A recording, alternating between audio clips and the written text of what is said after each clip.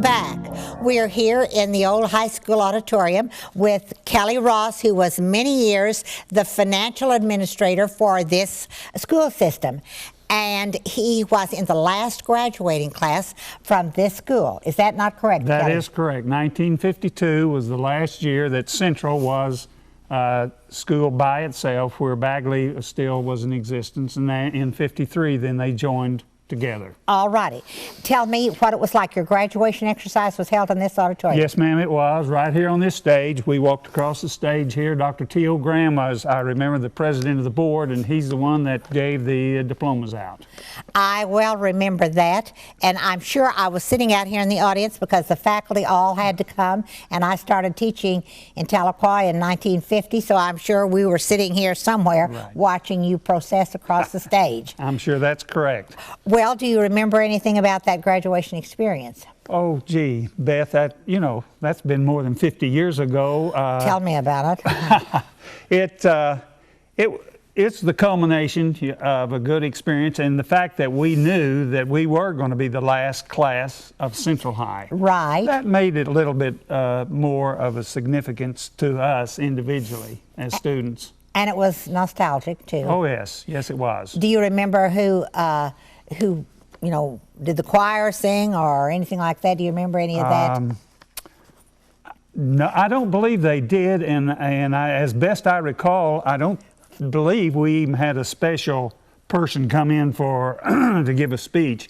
I think it was done basically by the staff administration of the school at that time. And the students, I suppose you had a valedictorian and a salutatorian. Yes, we did. Or did you happen to be one of those? No, thank you for the... But you were a football guy, weren't you? No, ma'am, I was basketball and baseball. Basketball and baseball. Yes, were you a star?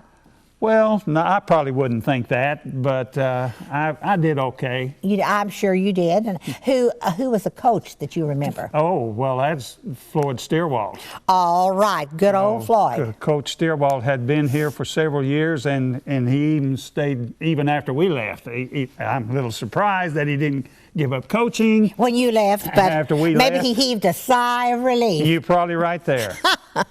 Well, Kelly, I don't know what you remember about this building and this auditorium and everything in the past, because students don't usually focus on that. But the city of Tahlequah in spring of 1923 voted a $60,000 bond issue to build this building. Right. And it's built on the site of the old American Baptist Mission School. Right.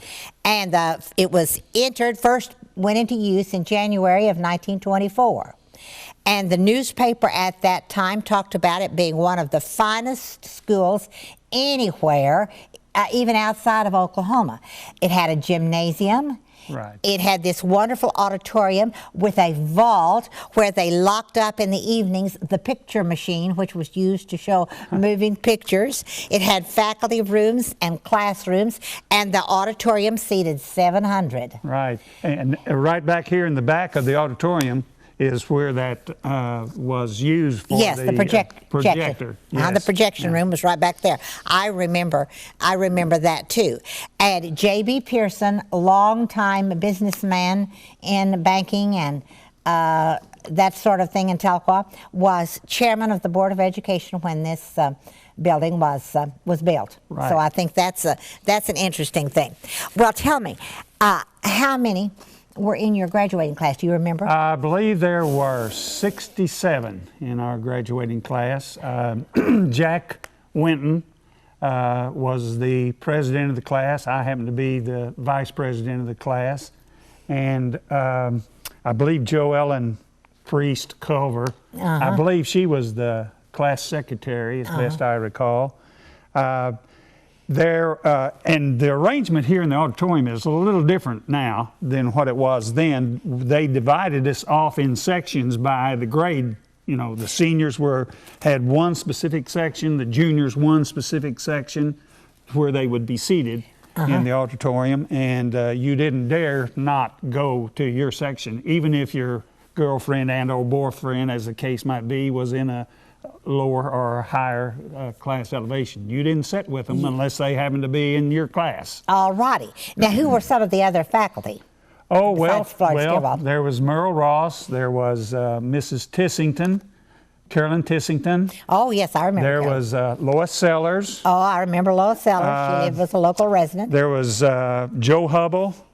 I taught the Hubble kids. Mr. Leifer, Lawrence, I believe was his name, Lawrence Leifer.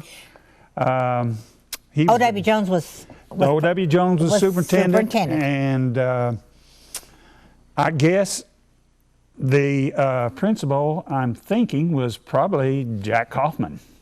Yes, I think that's correct. At our graduation At your time, graduation.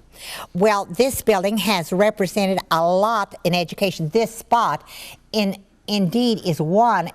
As far as education is concerned, this campus is one of the hallowed grounds of education because it goes back to 1867 when the American Baptist Mission School was established here. And then the high school here. And before that time, you know, the high school students went to the preparatory or high school department at Northeastern. Right. Because there was not a high school in town, and so they went to Northeastern's preparatory school. Well, Kelly Ray, if you can think of one more significant thing to say, then we're going to have to get this interview to an end, I'm sure. Well, you know, as we look at it today compared to what it was 50 years ago, obviously there's no comparison.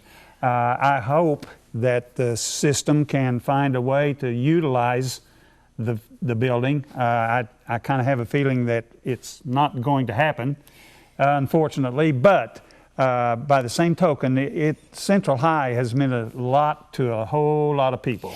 And you know, the sentiment in the community suggests that this building should not be torn down, that it should come to a public use, a museum, or a gathering place of some sort. Yes. So hopefully that will happen because the public would like that to happen. I agree. Thank you, Mr. Ross, Well, thank for being you, a guest on this Miss historic Tahlequah.